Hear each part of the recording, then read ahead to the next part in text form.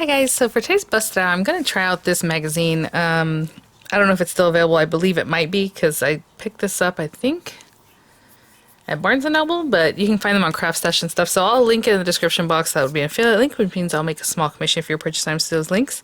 Having said that, yeah, I just lost my train of thought as I was doing my disclaimer. Anyway, so yeah, hopefully it's still available. I know they're like at number 110 or 100 and something now, and this is issue 105. But so last week I showed you guys, like, I went and got an SVG file download, which was free to everybody, but really they talk about it like in the magazines sometimes.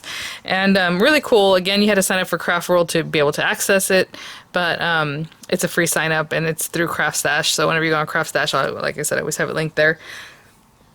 They offer you that info, or I think they have some kind of club too that you can sign up for, but either way it's free just to get like their emails, and they're always emailing like templates and like different ways to do cards and all kinds of fun stuff. So it's really great. They're very prolific out there, that's all I'm trying to say, especially even with the magazines if you really think about it. But what happens is you get the magazines, you always get like a bumper pack, and somebody asked what a bumper pack is or why I say that. That's just what they call it. I don't know if it's a British thing or what, but they call it like these extra things. And usually what they mean by the bumper pack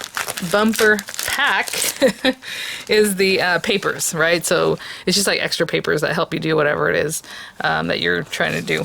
So this one happens to have all these stamps. I totally didn't even see these little stamps. I saw them in the magazine. I'm like, where are those from? How cute. Oh, and this one's already lined up for you. That's really cool. Instead of it being 3 separate pots, it's already together, so you don't have to like line it up, you know, which is interesting.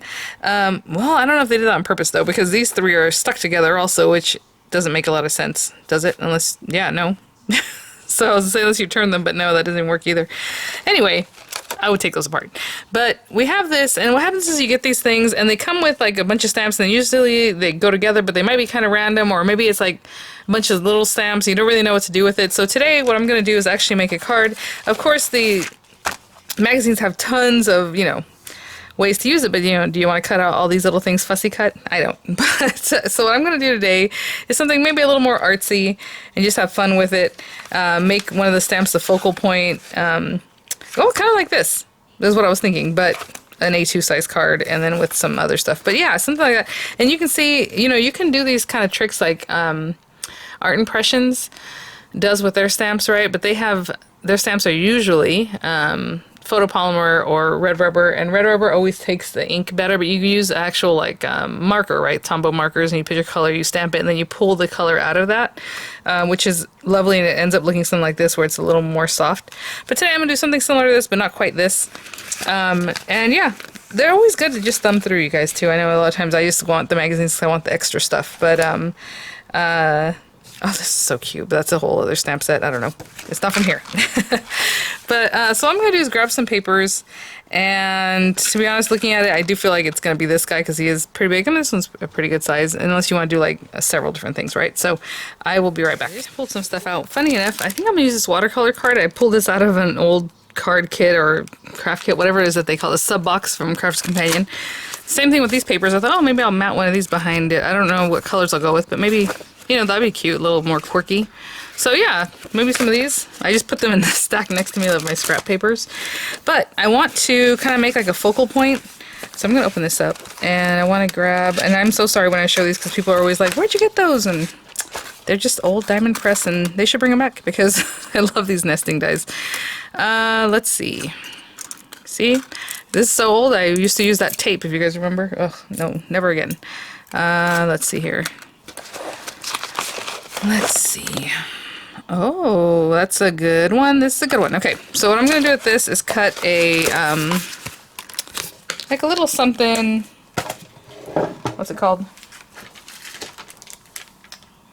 To cover up, oh, okay, I have a scrap piece of paper here. To make like a little, just a cover so I can color around this.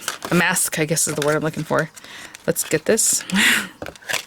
Whatever I have nearby sounds good. Oh, see? Go this way, not backwards. Okay, I'm trying to make it so it doesn't shake. Not too bad, huh? Maybe I go too slow. Whenever I do that in a video, I try to do it slowly so the camera doesn't shake, but now I think maybe you're supposed to go fast and it shakes less, because I did that pretty quick. It also depends on the shape of the die. Like, this is very simple, so it just runs over real nicely, especially the way it's graduated. Okay, So we want that. I want this. Let me see if there's a piece of card on here that's about the size I want to make an A2 size. Maybe this one. It is 3 3/4 by 5. Perfect. I'll use that. And then I'll mat it with some of that paper. We'll go from there. So hopefully this is just something I've done in the past, like how to use like those dollars section stamps. So a lot of times we pick them up and then it's like, okay, what am I going to do with this? Because it's like this tiny thing.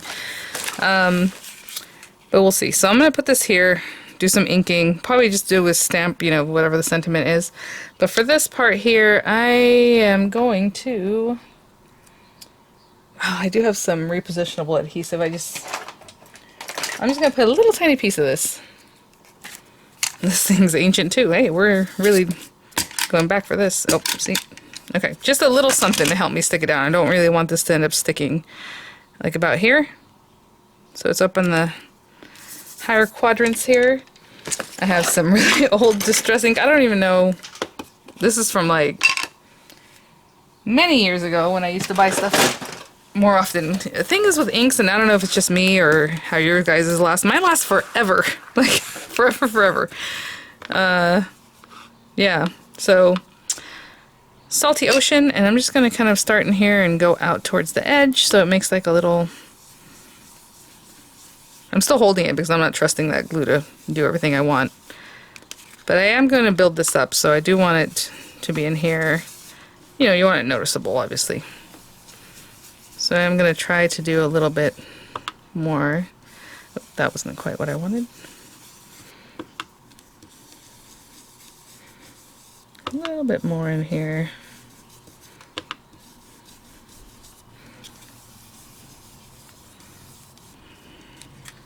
I'm waiting for... Okay, guys, to be honest, I don't even know where I was. I think I just finished this up because the lady rang the doorbell and I had to... Or she didn't ring the doorbell, she knocked and I went to go check what that was about. But in the meantime, as I walked away, I thought, you know what? I would love to use a stencil with this. So we did a little bit light, right? A little something. And then I'm going to put the stencil here. And I'm just going to hold it. Now, normally we would tape something like this down. But I'm going to do that and then just give it a little added something to this. So it's still light, but when I'm going over it again, it's going to be darker in that area. So then that stencil is going to be more pronounced, right? The stenciling. I think this will be fun. Again, I'm just holding it, but if you're scared to do that, definitely tape it down. And I'm just kind of going out to the very edges. And that just gives another layer of texture, a little something more, you know? Let's see what this looks like. Yes! So again, just from a simple stamp, a very basic little image, we're going to have something fun. So let's move this and see what that looks like. Oh, yeah. Awesome, and then we're going to layer this up, and I'm going to stamp on this. So I am probably going to use watercolors or some kind of ink like that, so I think I'll be able to stamp in VersaFine and that'll be just fine. Let me clean up a little bit, and then we'll stamp and we'll go from there. Okay, so now let's get our stamp. So I was just going to stamp right on this, but you know what, that's a scary thing to do. So I'm going to use a stamp positioner just in case, because who knows, it's an acrylic stamp and maybe I'll have to do it again. So I am going to definitely put this over here. And since I have my VersaFine out, I can actually do this and probably go ahead and do my sentiment too. So let's just get this stamped in the meantime. And it's just going to be in there kind of floating in there. You can ground it like down here if you wanted. And my whole thing was just to kind of let it, and honestly, I wasn't even expecting like such a harsh line. I was like going to try to make it softer. So this is fine. I'm just looking at the leaves and kind of up and down where we're at, and that looks good. I'm going to use this VersaFine. And, you know, people use acrylic stamps all the time, but sometimes if you have an issue with it, they like to take like a nail buffing block and sand over the edge, you know, over the surface of it to get it to stamp better or hold the ink better. I would say use pigment inks or something grippier. This is pretty good. And I don't know if I just missed that or if I didn't put ink on it to begin with, but let's see. Oh, I don't think I inked it unless it has a little gap in the design. So let me put a little ink on there. But it looks pretty good. Yeah, for some reason that one little spot. There we go. Okay, I'm just not pushing on it. That looks really nice. So let's say... You know what, let's do thank you, because I'm always using thank you, but this crazy plant lady, and of course you can look through these things and see what you want to stamp. But you know me. So, Yeah, so these are stuck together too. That is so interesting. I would just cut them. Like literally just take scissors and cut them.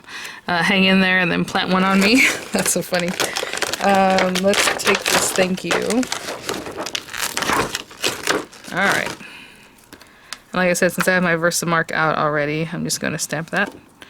Have that done. And I'm just putting it around here, but again, if you want to stamp it somewhere else, cut it out with your a die or something, I don't know. Like a label die, which I should use more of, to be honest, but let's... Sorry, I went to close it and it just fell out of my hand, so it's slammed, so let's not do that. Okay. Ooh, that'd be pretty to stamp in blue or like the pink, like just depending on what color I'm going to use in the background too. You can always do that. Again, just firm, even pressure. You don't want to squeeze acrylic stamps so hard because they will ghost on you because they're so squishy that if you squeeze it really hard, it will definitely give you a little issue. I'm going to do that again and hopefully not move it too much this time. Okay, the little A is a little funny, but that's okay. Okay, I'm gonna let this dry before we move on. I should mention, if you want to heat emboss this, you can just put some clear embossing powder and then it'll have that nice harsh edge. You know, it'll be glossy looking and even on your thank you. If you're gonna do that, you definitely need to use an embossing buddy kind of thing to take the static away, because if you put embossing powder, especially on this with all the ink that we put on here, it's going to stick to this too. So you definitely want to use an anti-static pad, and like I said, maybe you've seen Spellbinders is carrying one now, so I'll link that in the description box also, just so you have that info. But anyway, I'm going to let that set up. I'm going to grab, I don't know if I'm going to use watercolors or Tombow or even diamond press markers, anything that's water based you can use, but I'll be right back. So we have this, I have like this old watercolor set that I have here. Has like tons of colors, which is what I wanted. This brush is not working for me. I don't know where I got this, but it's like leaking out the back. But anyway, I'm gonna dip in and let's say we get a little bit of light green and kind of just come in here. Again, this is watercolor paper. You can dry brush, you can use just a water brush like I'm doing, and I kind of mix it in. Like let's say I have this. I'm definitely not squeezing it over my project because I'm not super confident of this water brush. But let's go in here. It's a little something, a little Monstera, and then maybe like a darker green. I'm not even really testing what colors these are. Like that one's kind of a blue-green, which is probably not what I want. Let's see this darker green right here. That one's also a little bluish, but that's okay. And I'm kind of just mixing it in with the other green that's there. And I'm just going to do that for all the little leaves. And since I kind of like this green better, I'll take this one. Again, I'm not squeezing the color on here, just the wetness of the brush is allowing for that. And maybe a little bit of the darker color in here. And I'm just barely using it. If you want to use markers, you can just put them like on an acrylic block or on this surface, do the marker, then still pick up the color with a water brush. That works real well. So I'll do that for all the different leaves as quickly as you just saw, just a little something. And down here, I think what I'm going to do is look for like a terracotta-ish color, maybe this one. Yeah, that looks good. Oh, that's nice. I'm going to color this in. And usually I start with the most color where I would think the shadow would be, the darker area, and then just bring it down and let it kind of bleed out. So it looks like a terracotta pot that is glazed. So like this top part. Oh, actually there's a little dirt in here, so let's find a brown. There's like a little, or moss color, whatever it is that you want to put down in here. I'll just do that. Maybe in there, it looks like a little peeking out. And, what color do we want that? Maybe this pretty teal color. Oh yeah, but I need more color, so I'm gonna pick up more color so I can get rid of some of the liquid and let that be the color of the pot, of this pretty glazed area. Okay, so I'll just do that, color that in, and do my little leaves, and I'll be right back. I'm pretty much done with that. Now another little artsy thing to do is to take like black ink. I don't even know if this is black or purple. What is that? I guess it's black. And just get a lot of water and kind of just splash it here and there, but it's not my favorite thing to do, and that's probably a little too much anyway. There we go. And I'll pick up the other splatter that happened. What I'll do with this one is just pick it up. But we did use Tim Holtz, so it might pick up some of my color. Oh, that's okay. Actually, that looks pretty cool. Now I'm thinking maybe I should make bigger splatters like that too and then pick it up. Okay, but not everywhere. I do want some of the splatters just to be splatters. So I'll let that sit for a minute and then pick that one up. I'm going to let those sit for just a little bit, kind of like I did here. Let it sit, what, maybe 30 seconds? And then, so, look at that. So an oopsie, that became something pretty cool. I don't want to pick up these other black ones though, so I'm going to be careful when I pick this one up. Just get it from there. I like that one the way it is. And I'll be careful picking this one up. Okay, so again, this paper was like ½ inch smaller than an A2 size. So what I'm going to do is find some of that paper that I showed you guys earlier and cut a matte layer for that. That'll probably be 4 by 5 1/4. And you know what, let's do black paper just to matte that and then the other one. So I'm going to do that and I'll tell you the sizes when I come back. This is still a little bit wet. I'll probably hit it with a heat tool just to finish it up because this is taking a while and it's still just sitting there. But this again was a weird size. Like I said, it was already cut down like ½ inch smaller than standard A2 size. So this one I cut to 3 7/8 by 5 1/8. So it's just going to matte under this. Like that, just a little something, a little pop of black behind it. And this one is 4 1/8 by 5 3/8, so it's just smaller than the A2 size card. So that's how we're gonna layer that up. I'm gonna hit this with a heat tool and just glue these layers down, okay? I'll be right back. Okay guys, I think that's it. So I just put all my pieces, you know, layered them up, just glued them down flat one to the other. I was debating putting maybe some little something, you know, some pearls or rhinestones, but honestly I really like the way this is just kind of flat. I did want to show you one other thing though. So this happened the other day too. That little piece that just would not want to stamp. So you can take your micron pens and, you know, they're archival ink, pigment, micron, it's by Sakura, or whatever the company's name is. Sakura, right? I don't know. Either way, I just take it and I can finish this off. You don't have to do that. I mean, it looked pretty artsy.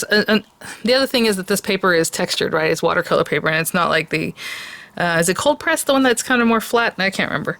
But it's just whatever was in that kit. So, you know, I can just finish that off a little nicer just so it looks a little more done. But you definitely don't have to do that. Just something to think about. I think that's it. Alright guys, so hopefully that gives you some idea kind of what to do with these stamps that you might get in these kits and you're like, oh, that's so cute, and then you just kind of put them to the side. Try to make it a focal point. It's always a fun thing. I mean, even if this was a smaller circle, like a small little item, it would look really cute. So, you know, just have fun. So, alright guys, thanks for watching. I will see you all at the next one. Bye now.